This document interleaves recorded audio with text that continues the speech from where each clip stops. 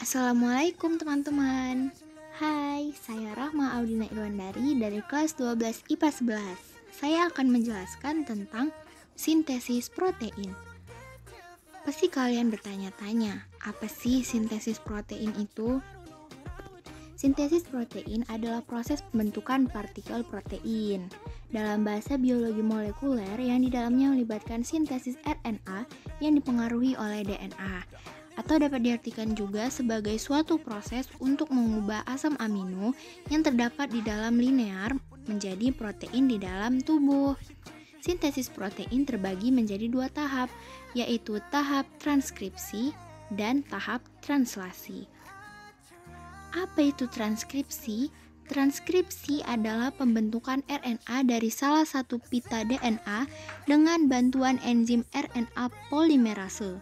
Pada tahap ini, transkripsi akan menghasilkan 3 jenis RNA, yaitu mRNA, tRNA, dan rRNA. Tahapan transkripsi itu ada 3.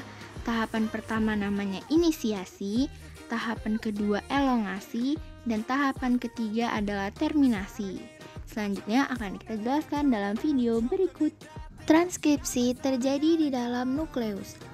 Ada 3 tahapan yang terjadi di dalam transkripsi, yaitu inisiasi, elongasi, dan terminasi. Saat terjadi proses transkripsi, DNA yang terkandung di dalam nukleus akan dihampiri oleh RNA polimerase. Inisiasi terjadi saat RNA polimerase melekat pada daerah promotor gen. Pada saat itu, RNA polimerase akan mulai membentuk mRNA melalui cetakan DNA template. Poin yang harus diingat dalam transkripsi adalah adenin pada DNA akan berpasangan dengan urasil pada mRNA. Tinin pada DNA akan berpasangan dengan adenin pada mRNA. Guanin pada DNA akan berpasangan dengan sitosin pada mRNA. Sitosin pada DNA akan berpasangan dengan guanin pada mRNA. Kemudian, RNA polimerase akan mengarahkan pembacaan dari arah 5 ke arah 3. Proses ini dinamakan sebagai elongasi.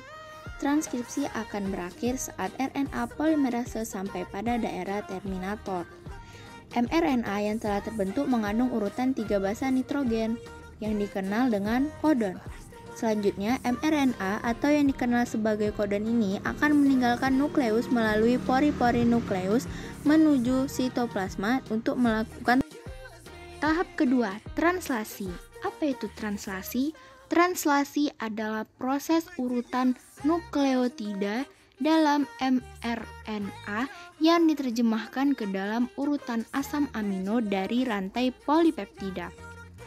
Tahapan translasi juga ada 3, sama seperti transkripsi. Tahapan pertamanya inisiasi, tahapan keduanya elongasi, dan tahapan terakhirnya terminasi. Simak video translasi berikut ini. Translasi.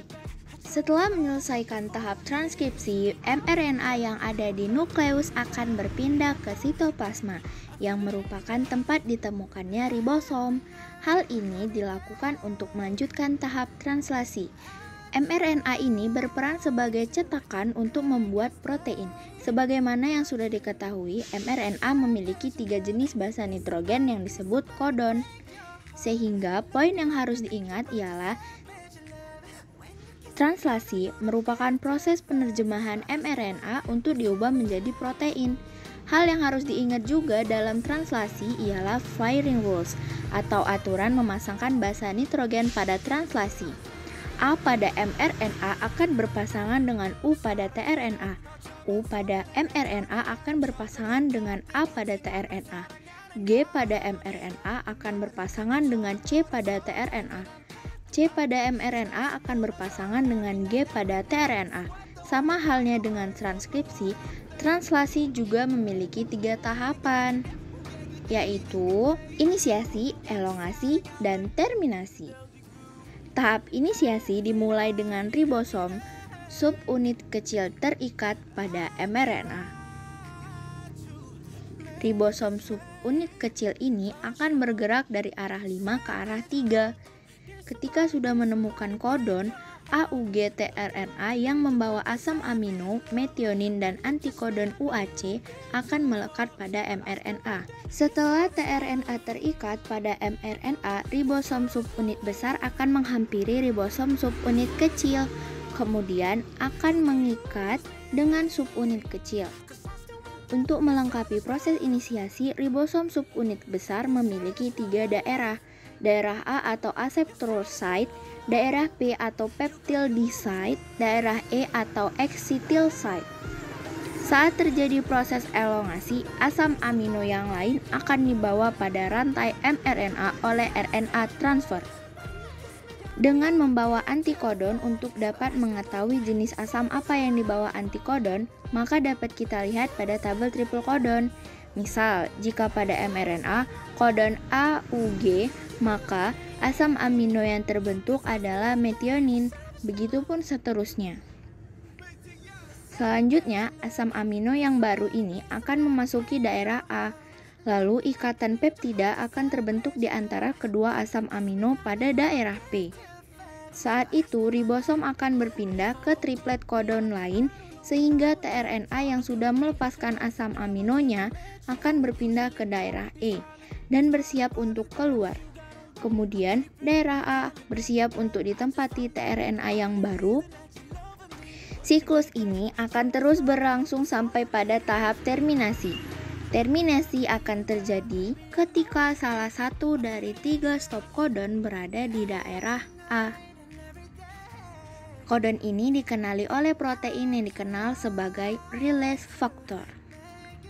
Saat release factor memasuki daerah A, secara otomatis polipeptida akan rilis dari ribosom, dan ribosom pun akan berpisah dan bersiap melakukan translasi yang baru. Nah, polipeptida inilah yang disebut sebagai protein. Nah, pasti kalian bertanya-tanya kan, proses sintesis protein itu gimana sih? Ini dia peran DNA dan RNA dalam sintesis protein.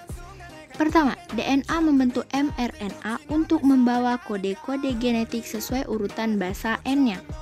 Kedua, mRNA meninggalkan inti menuju ribosom di sitoplasma. Ketiga, tRNA datang membawa asam amino yang sesuai dengan kode yang dibawa oleh mRNA. tRNA bergabung dengan mRNA sesuai dengan kode pasangan basa N. Keempat, asam-asam amino akan berjajar dalam urutan yang sesuai dengan kode sehingga terbentuklah protein.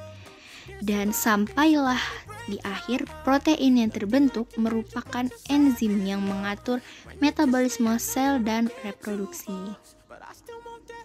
Berikut adalah diagram sintesis protein. Nah, sintesis protein tadi kan ada 2 tahap, ada tahap transkripsi dan tahap translasi, di mana tahap transkripsi adalah tahap DNA yang diubah menjadi RNAD atau RNA messenger.